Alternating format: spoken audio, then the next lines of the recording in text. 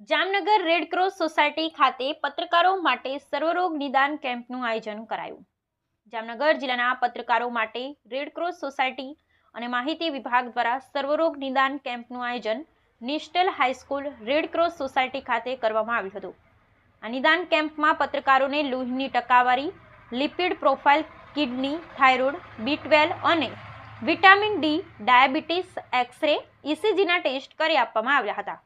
નિદાન કેમ્પની શરૂઆત દીપ પ્રાગટ્યથી કરવામાં આવી હતી, જેમાં રેડક્રોસ સોસાયટીના vice chairman Shri doctor Avinash Bhatt, પત્રકાર મંડળના પ્રમુખ શ્રી ગિરીશભાઈ ગણાત્રા, સભ્યો શ્રી નિરંજનાબેન વિઠલાણી, શ્રી કિરીટભાઈ શાહ, શ્રી ધર્મેન્દ્રસિંહ ઝાલા, શ્રી રાજેન્દ્રભાઈ ભાનુશાલી, શ્રી દીપા સોની, શ્રી નીતિનભાઈ પરમાર, શ્રી કાજલબેન ગાગિયાણી, શ્રી ઉષાબેન ગાંધી, શ્રી AP અમૃતિયા, શ્રી કેશુભાઈ કેટિયા, શ્રી ભરતભાઈ દવે, શ્રી અજીતસિંહ જાડેજા વગેરે સહભાગી થયા હતા.